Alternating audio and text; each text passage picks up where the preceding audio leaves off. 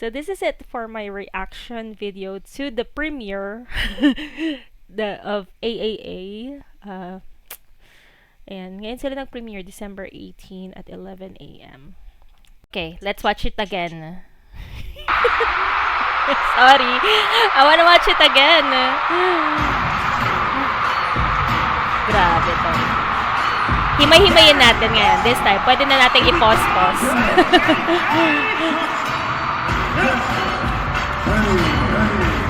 Grabe, lalim. Pablo!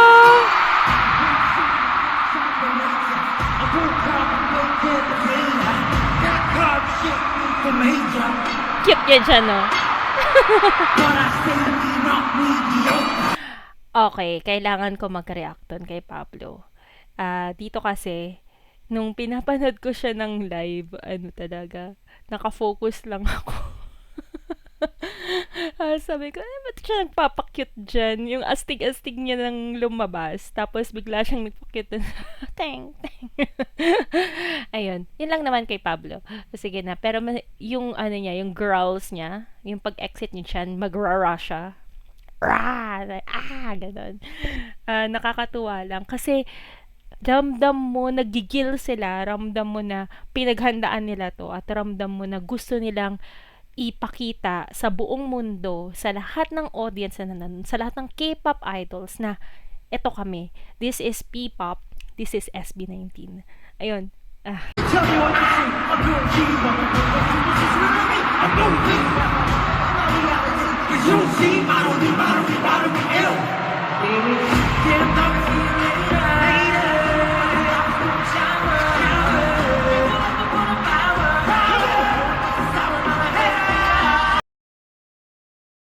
Okay, yung pagdating naman kay Stel, ang pinakagusto ko sa kanya, hindi niya pinigilan talaga ang sarili niya. Pinakita niya yung kanyang singing prowess. Si Josh naman, ginalingan niya dun sa kanyang pag-rap. Tapos si Ken, iba. Parang kinuha niya yung audience by his deep voice at saka sa bang bang bang niya. Yung mga ad-libs niya.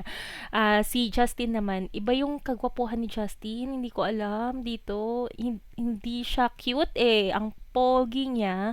Tapos na-hit niya yung high notes, walang sabit sa audio, sa sound system nila. So it was really good and I really like how they performed. Ayun. Yun lang. O sige, tuloy na guys. Tuloy ang kaligayahan.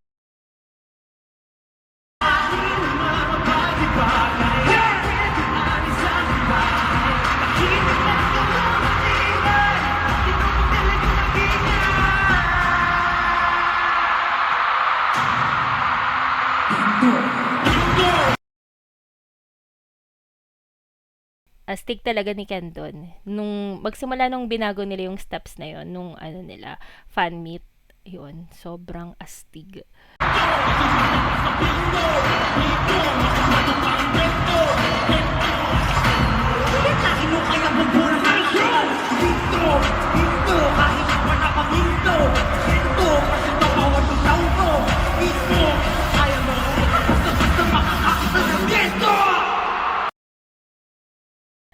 Yung alam mo na atin to, gento, we are like this, just like this.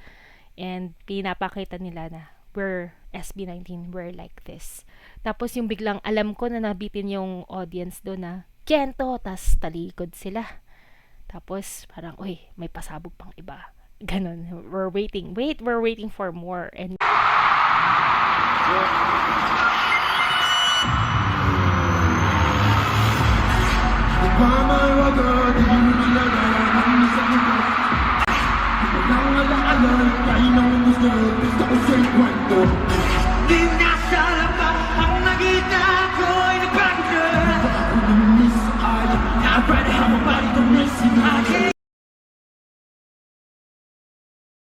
yung duo talaga nila, Ken and Pablo, nakakakilabot. Tapos mana pa yung kinakanta nila.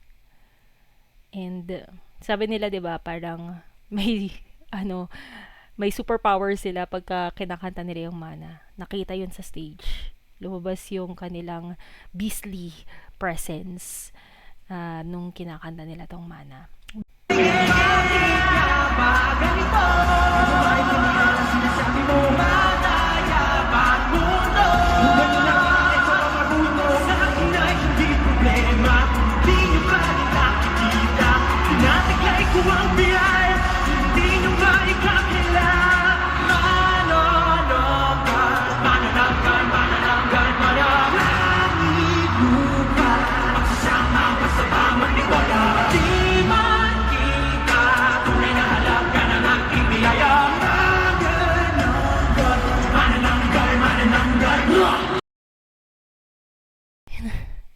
Iba-iba talaga yung yung flavors na nalalasahan mo. Yung napaka-gentle pagdating kay Justin, tapos pagdating kay Estelle, lumilipad. Ganun yung yung feeling mo. Tapos pagdating kay Pablo, yung mga growls niya, gusto mo yung angst and gusto mo na maintindihan ano bang ibig sabihin ng mana. Ano bang ibig sabihin? Actually, nung una, mana, tas manananggal pala yun. Bakit sila kumakanta tungkol sa manananggal? Yun pala, it's about, controversies, people who are trying to take them down.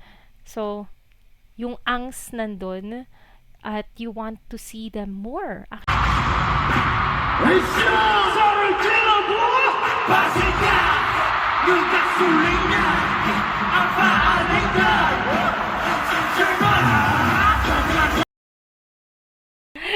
Sorry na, kasi sa Bazinga talaga ako nag-start na mag-fangirl sa kanila. I mean, SB19 is SB19 already. Parang nakikita mo na sila sa TV, tapos naririnig mo na yung mga kanta nila. Pero nung nag-hit yung Bazinga, nung nag-start sila mag-release ng Bazinga, parang hindi ko siya matanggal sa utak ko. Ibang-iba sila nung nag-start sila mag-Bazinga. Ibang-iba sila. Ayun, kaya sobra. Actually, pati yung sa What, pero yung Bazinga talaga yung nag-hook sa akin. Anyway, sige na nga. Tuloy na kayo, guys. Ang daming kwento.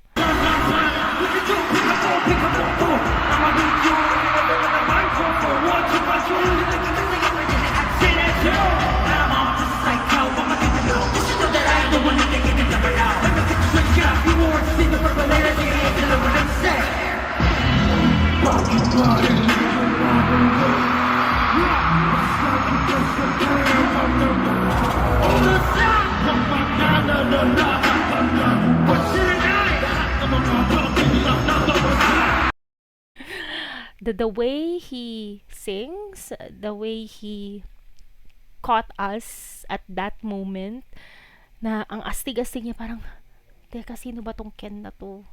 Sino ba tong malalim na boses na to? I want to hear him more. I want to see him more. Tapos, biglang pasok naman ni Justin at Estelle na parang, hinila ka mula doon. Hinila ka mula doon. Tapos, gusto ka nilang dalhin sa alapaap. Ayan. Grabe talaga yung dito. Emotions.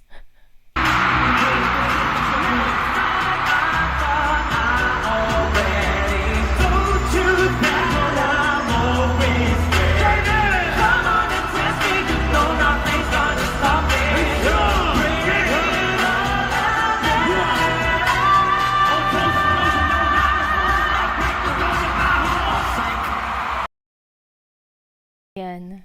Grabe talaga yung mga kuya eh. Yan. Nung nag-rap na sila. Pablo and Josh. Tapos biglang Sync. Tapos Crimson. Kitang-kita mo yung hype sa audience nung Crimson na. Pati yung cameraman hindi mapakali kung saan ba siya magfa-fan ng camera niya. Pero grabe talaga yun. I mean, if I would have imagined it if I was actually there. Parang iba-iba talaga siguro yung yung feel. Kung pinapanood ko nga lang sa last live, ganun na yung feeling mo. How much more kung nandun ka sa site? Nako, iba talaga tong mga boys na to. Sige na, Crimson, my favorite.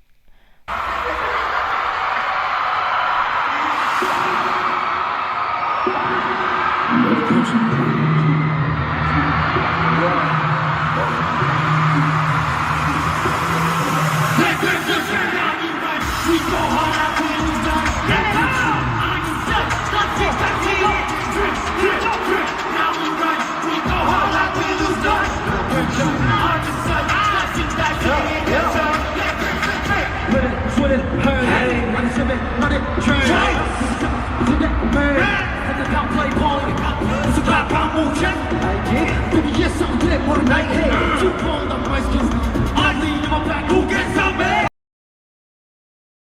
Yun talaga si Ken na ano marunong tumingin sa camera.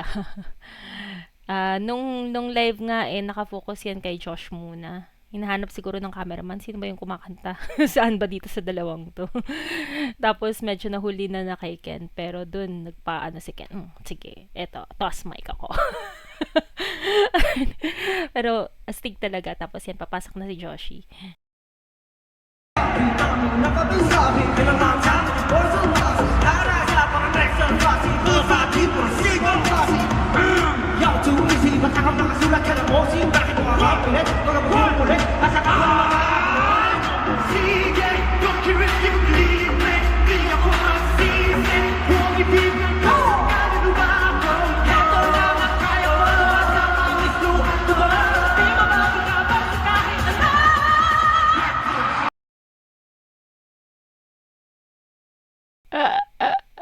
And because of that, when Stel belted, nagsimula siya sa mana kanina pala ngayon. Tapos nag-belt siya dito sa Cream Zone. Sumakit ang ulo ng ibang audience, lalo na ng K-pop idols. How is that possible? Is this for real? Ganon. I know na marami, syempre alam niyo naman, paulit-ulit na tong pinanood. Ilang araw na yung nakalipas, di ba? So, paulit-ulit ko na siyang pinanood. Ang dami ng commentaries. Pero talagang, yun nga, kung manonood ka ng live, sa lahat ng napanood ko na performances, that day if I'm just talking about AAA 2023, ang naka-caught lang ng attention ko ay sila at saka Stray Kids. I mean, magagaling yung iba, like yung sa 17, okay naman, dami nilang ganap. Pero, yung stage presence, yung angas, andun, dito ko nakita sa SB19 at saka sa Stray Kids. Sila lang. May mga nagsasabi na, yun nga, yung lip syncing. Siguro sige pa, pag bibigyan natin na talagang, nga, live kasi to mahirap na magkamali. Pero kasi ang SB19, talagang standard na nila na hindi sila magle-lip sync. Meron man silang backtrack, pero hindi ganun kalakas. Ayan, kaya nung si Stel nag-belt, naku, Coach Stel, isa pa pala yan, yung TVG mo, hindi pa ako nakakapag-react. Although talagang sinubaybayan ko yun, dami kong react or comments. Pero hindi pa ako nakakapag-live react or nakapag-video about it. Anyway, Stel, you belted it. You showed the standard of Filipino singers. Ay, nako.